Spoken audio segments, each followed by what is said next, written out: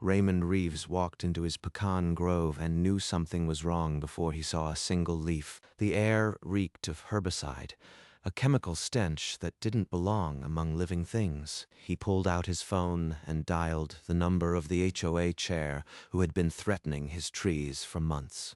Yes, Mr. Reeves. I am quite busy. If this is about your trees, save your breath. You had my grove sprayed. I can smell the herbicide from here. Oh, that. Well, those trees were a hazard. My allergies were unbearable. I had every right to protect my health. Those trees were under a Defense Logistics Agency contract. Kathleen. They supplied pecans for U.S. Marine Corps rations. That's not possible. You are lying. I don't lie. And you just attacked the United States Marine Corps. On the other end of the line, Kathleen Whitfield's world collapsed into silence. 6 months earlier, that same voice had been full of contempt. Mr. Reeves, your trees are making me sick. This grove is a menace and it has to go. Pecan pollen isn't allergenic, and these trees have been here 50 years. They're older than your HOA. At the next HOA meeting, Kathleen Whitfield called for a vote to forcibly remove the Reeves pecan grove. This isn't about property rights, it's about public health. I move that we authorize legal action. This grove isn't under HOA jurisdiction, and it operates under a federal supply contract. I'd advise against getting involved. Federal contract, please. I'll find a way to make those trees disappear if it's the last thing I do. The HOA board, uneasy, tabled the motion, but Kathleen's eyes promised war. She won't stop. I need to protect what Grandpa left me. Raymond had no idea that 6 months later, she would pour poison onto his land while he watched his son become a Marine. At Paris Island, Jacob Reeves stood at attention in his dress blues, and Raymond felt a pride so sharp it almost hurt. I made it, Dad. Just like you always believed. Hundreds of miles away, Kathleen Whitfield was making a very different call. I need you to spray the entire pecan grove. Herbicide, the strongest you've got. I'll pay cash. The next morning, a yellow crop duster swooped low over the trees, releasing a fine toxic mist. When Raymond drove back into his property, the silence hit him before the sight of the trees. Number. This can't be happening. Not now. This is Raymond Reeves. I need to report a contract breach. Reeves Pecan Grove, DLA number 4521. Within hours, a DLA agent stood in the dying grove, a federal investigation already in motion. This is catastrophic, Mr. Reeves. The DLA takes supply chain disruptions very seriously. Agent Harris knelt to examine a wilted branch, his face unreadable as he touched the dying leaves. We will test the soil, but someone clearly targeted this grove. Who would want to destroy your trees, Mr. Reeves? Kathleen Whitfield. She's the HOA chair, and she's been threatening these trees for months. She claimed allergies. Allergies don't justify mass destruction. I'll need the contract documentation and any prior HOA communications. As they walked toward the office, an elderly man in a flannel shirt stepped into their path, leaning on a cane. Raymond, I saw her. The pink coat lady, the day you were gone. She stood right there while that plane sprayed. You witnessed her directly, sir. Did she speak to the pilot or handle any chemicals? She watched the whole thing, then drove off in a hurry. I'd know that pink jacket anywhere. Agent Harris wrote in a small notebook, his expression shifting from grave to quietly determined. Thank you, Mr. Henderson. That might just be the proof we need. Kathleen opened her door, her pink jacket bright, her smile dying as she saw Agent Harris and Raymond. Mrs. Whitfield, a witness saw you at the Reeves Grove during the spraying. Where were you? Home. Alone. This is ridiculous. Maybe he poisoned his own trees for insurance money. Within the hour, Kathleen called every HOA board member, spinning a tale of a dangerous man. Raymond Reeves is unstable. He threatened me for years. Now he's trying to frame me. By nightfall, the HOA board was in chaos. Some wanted an emergency meeting, Others feared a lawsuit. The next morning, a DLA courier handed Raymond a single sheet of paper. Due to potential contract breach, all deliveries and payments are suspended until further notice. Jacob's tuition, the mortgage. Everything depends on these trees. In his quiet office, Raymond realized he was up against forces far bigger than a neighbor's spite. Agent Harris traced the burner phone to a gas station near the HOA office. Then he tracked down the pilot. At a dusty hangar, the man behind the spray plane broke down and told the truth. The pilot admitted a woman in pink paid him cash.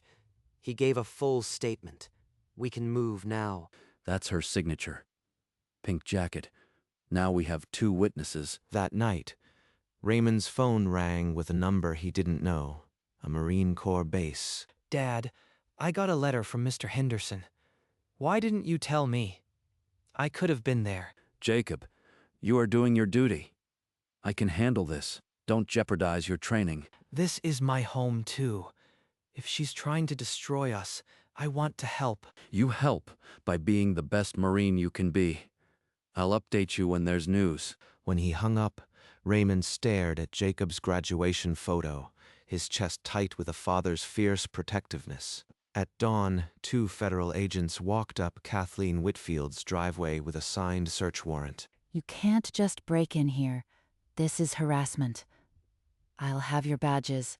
This warrant is signed by a federal judge, Mrs. Whitfield. We have probable cause for destruction of defense property. Inside, agents seized a burner phone, a receipt for the crop duster payment, and a bank slip. Lab report, herbicide match confirmed. Sample identical to spray used at Reeves' Pecan Grove. That's the nail in the coffin. She can't argue with a chemical fingerprint. The HOA board issued an emergency statement. We do not condone these actions and are cooperating fully with federal authorities. Brian, they found the phone. You said cash was safe. You said no one would know. I am not going to prison over some trees. Fix this. She stood alone in her living room, the pink jacket now a beacon for the federal charges closing in around her. 2 weeks later, a letter arrived from Jacob's forward operating base. Inside was a photograph that stopped Raymond's heart. That's our Grove stamp. He's eating our pecans out there. This photo proves the contract's direct impact. It's more than commerce. It's morale. Within hours, Agent Harris sent the photograph to the Defense Logistics Agency's Emergency Supply Division. The DLA is reinstating your contract under emergency provisions. You are cleared to supply, but at reduced capacity. Half a grove can still feed a lot of Marines. I'll make it work. That evening, Raymond sat down at his desk and wrote a single line back to his son. Your nuts are feeding the bravest. Dad, across the ocean. Jacob opened the reply. His squad crowded around him in the desert heat. They held up the MRE pouches, the Reeves Pecan Grove stamp visible, a small piece of home in a war zone. But while the Marines found comfort in Reeves pecans, Kathleen Whitfield was constructing a last desperate lie. Mr. Henderson, I'm prepared to offer you a generous sum if you forget what you think you saw. You are on your recorder right now, Mrs. Whitfield. I've already called Agent Harris. You self-righteous old fool. You just signed your own irrelevance. By sunset, she was throwing clothes into a suitcase, a one-way ticket pulled up on her phone. Outside her window, a plain sedan sat with its engine off. Agent Harris had been there for an hour. The morning brought an uglier turn. A small crowd had gathered on Kathleen's lawn with hand-painted signs. Protesters held signs reading "Prison for the Pink Poisoner" and "You poisoned our heroes." This can't be happening. They're all against me. I need to get out now. Her lawyer's office called with bad news.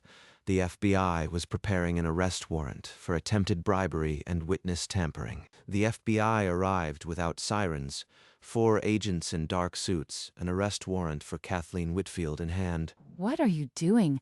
Let go of me. This is a mistake. Kathleen Whitfield, you are under arrest for defense supply disruption and attempted bribery. News crews had already gathered. Her pink jacket flashed under the morning sun, as she was walked out in handcuffs. That evening, Raymond's phone buzzed with a notification.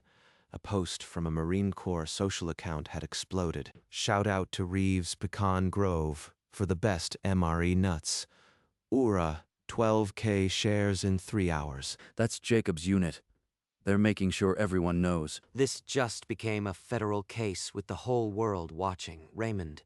And you are the hero. I am just a farmer, Agent. But those Marines deserve their nuts. The midpoint had turned. One woman's spite had awakened a nation's gratitude, and nothing would be the same. The next morning, a Marine Corps liaison in dress blues stepped out of a sedan at the Reeves Grove. Mr. Reeves, I am Sergeant Miller. The Marine Corps has been following your case. We're here to offer official support.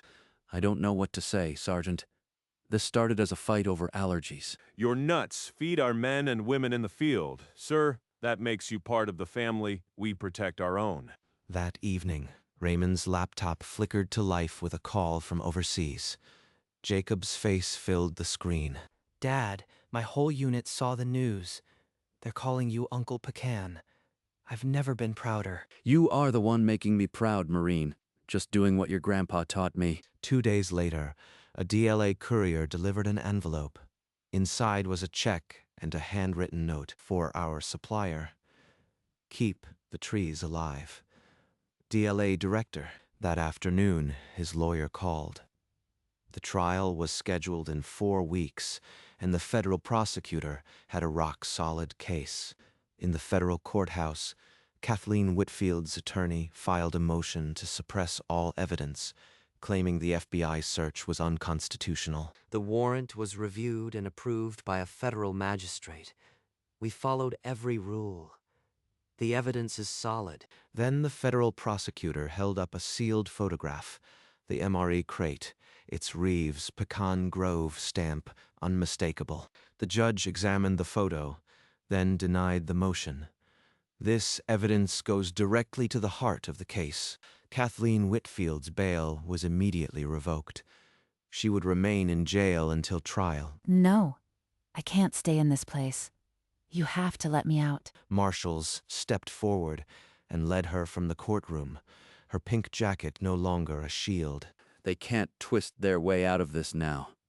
The truth is on the table. She sealed her own fate when she poisoned those trees.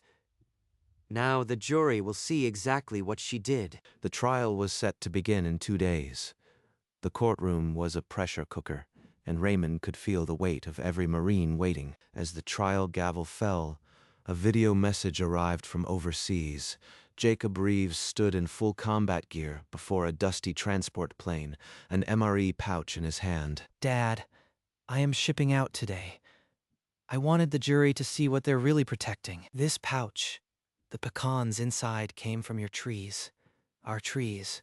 When I eat them, I am home. Win this case, Dad. For every Marine who deserves a taste of home while they serve. The courtroom sat heavy with silence as the video ended. Kathleen Whitfield's lawyer shot to his feet. Objection, Your Honor. This is purely prejudicial. It has no bearing on the facts. Overruled. The witness's personal connection to the defense supply chain is directly at issue. Raymond walked to the stand, his eyes never leaving the jury. When he spoke, his voice was steady but raw. That pouch is my son's last meal before a mission. She poisoned it. Not just trees.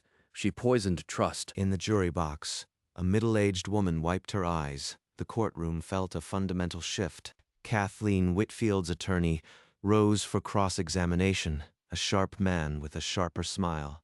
He approached Raymond like a hunter sizing up prey. Mr. Reeves, you've spoken very emotionally about your son, but isn't it true that you are just a disgruntled farmer who hates the HOA? I don't hate anyone. I am a father who happens to grow pecans, pecans that feed Marines, including my son. The attorney circled, voice slick. You mentioned a contract. Couldn't this whole case simply be about insurance money? Keep pushing. Make him angry. Let him show his true colors. You can twist my words all day, but you can't twist a lab report or a crop duster pilot's testimony. The attorney's smile flickered. He tried one last jab. You want this jury to feel sorry for you. I want them to know the truth. She poisoned a defense supply. She didn't just hurt me. She hurt every Marine who opens an MRE. A long silence. The defense attorney returned to his seat. The prosecutor announced, the prosecution rests. Jacob, I hope you felt that. This is for you. The defense took its turn, calling witnesses who would quickly become their own worst enemies. The crop duster pilot took the stand, his hands trembling as he adjusted his tie. He testified under oath. She paid me in cash, said the trees were a health hazard. I didn't ask questions. On cross-examination, the prosecutor held up the lab report. The pilot broke down. I didn't know it was military. I am sorry. He's making it worse. They all are. This is a disaster. Next, a neighbor took the stand, a retired schoolteacher who had lived on Kathleen's street for 10 years. She admitted quietly, Kathleen complained about those pecans for years. She said she'd make them disappear one way or another. The defense attorney rested his case with a heavy sigh, his face drained of all hope as he avoided Kathleen's glare. It's almost over. Jacob, I hope you feel this. This is for every Marine you serve with. The judge's voice cut through the silence. Court is adjourned. Closing arguments will begin first thing tomorrow morning. The next morning, closing arguments began. The prosecutor stepped forward, his voice carrying the weight of national security. He called Kathleen Whitfield's act a deliberate sabotage of defense supply lines, not a mere neighborly quarrel. The defense attorney's voice was thinner. He asked for mercy, citing her misunderstood allergies and overzealous nature. When the jury retired, Raymond found a corner in the hallway and clutched Jacob's graduation photo to his chest. Whatever happens, son, I did this for you, for every Marine. Minutes stretched into an eternity. The courthouse clock seemed to hammer against the silence. Then, barely 2 hours later, a sudden stir. The bailiff's voice cut through. The jury has reached a verdict. Kathleen's face drained of blood. Her pink jacket looked garish against the courtroom's wooden solemnity. Raymond walked back in, eyes forward, and sat down without a single look toward the woman who had tried to destroy him. The foreman stood, a folded paper in his trembling hand. The entire courtroom braced for the final judgment. The foreman cleared his throat and read the first charge, guilty. Then the next, guilty, and the next. Kathleen Whitfield let out a scream that shattered the courtroom's order, her pink jacket a violent blot of color as she collapsed. Raymond didn't cheer. He closed his eyes and let the verdict settle into his bones like rain into dry soil. The judge's gavel fell like a closing cell door.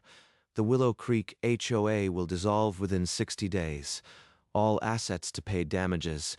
Agent Harris caught Raymond's eye from across the room and gave a single, solemn nod of justice served. It doesn't feel like a win, but it's done. Kathleen was led away in handcuffs, her face a mask of disbelief as marshals guided her toward the holding cells. The judge set a sentencing hearing for 2 weeks later.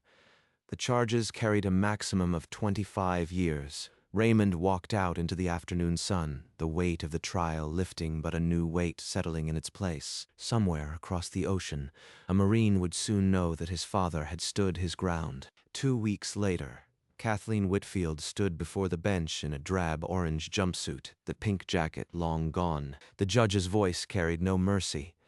5 years in federal prison, full asset seizure, and $4.7 million in restitution to Raymond Reeves. This isn't fair. 5 years for some trees? You are all insane. Marshals gripped her arms and dragged her back toward the holding cells, her sobs swallowed by the courtroom's indifference. Outside the courthouse, Raymond stepped into a wall of reporters and cameras, the story already blazing across screens. The Marines have their nuts back. That's all that matters. Within hours, that line was everywhere. HOA, chair, poisoned Marine Corps, Pecan's the viral headline that would define her. Jacob, if you see this, know that every tree we lost will grow back stronger. Like us. That night, Neighbors gathered at the grove not to protest, but to mourn the dead trees and celebrate the man who had refused to break. 3 weeks after the verdict, an official Marine Corps vehicle crunched to a stop on the gravel driveway of the Reeves Grove. Raymond Reeves, the Marine Corps doesn't forget those who feed our own. This plaque designates you as an honorary supplier. He pressed the polished wooden case into Raymond's calloused hands. Inside, a brass plaque gleamed beside a folded flag flown over a forward operating base in your honor. Grandpa always said integrity pays off slower than wheat, but heavier. He was right. Sergeant Miller then held up a tablet, and the screen filled with the dusty faces of Jacob's unit, sunlight cutting through the tent. In the center, Jacob Reeves held an MRE pouch high, the camera zooming on the Reeves Pecan Grove stamp. Every nut we eat comes from home, Dad. We're all grateful. Ura. Reeves pecans. Raymond's reply caught in his throat. He pressed his hand flat against the tablet, and tears streaked silently down his weathered face. This is what victory feels like. Not the money, not the headlines.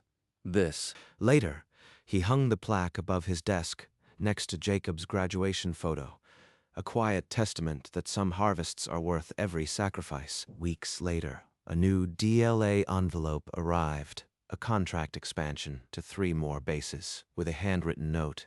Plant deep, Reeves. That afternoon, Raymond ordered 2,000 saplings, their roots bundled in damp burlap, ready to replace the poisoned ground. At sunrise on planting day, neighbors arrived with shovels and memory. Mr. Henderson was the first through the gate. Your granddaddy planted the first seed in 1971. He'd be proud, Raymond. Real proud. Raymond knelt in the soil, pressing a sapling into earth that still smelled faintly of the old grove. From poison to purpose. This grove isn't just coming back, it's coming back stronger.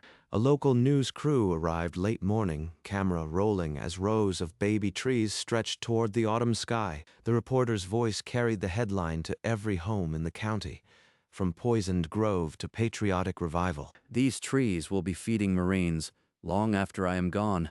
That's what matters. By sunset, the last sapling was in the ground, and the first new leaf caught the fading light. The grove was alive again. 1 year later, the young pecan trees stood shoulder high, their leaves a brilliant green against the autumn sky. Raymond was kneeling by the irrigation line when a familiar voice cut through the morning. Dad, I am home. Raymond dropped the wrench and ran. Through the dust, Jacob Reeves walked up the drive in uniform, a duffel over his shoulder. Missed you, Dad. Missed you more, Marine. Jacob stepped back, wiping his eyes. Then he saw the sign above the gate. Reeves Pecan Grove, feeding freedom. I saw that sign on base. It feels different, standing here, knowing you fought so hard for it. This is home. They walked the rows, the new trees brushing their shoulders. Jacob's uniform was crisp, Raymond's plaid soaked with sweat, a sign of the work that had brought them here. Near the shed, an MRE crate sat open. Jacob touched the stamp with his thumb. Reeves Pecan Grove. Every one of those nuts is a piece of home. You and your brothers were never far. Later that evening, Raymond walked alone to the highest point of the grove as the sun melted into the horizon. In his hand, he held an old black and white photograph of his grandfather, standing among the very first pecan saplings. You started this, Grandpa. Now it feeds heroes. He picked up a single pecan nut from the ground, turning it over in his calloused palm. From this nut, a tree. From the tree, a harvest.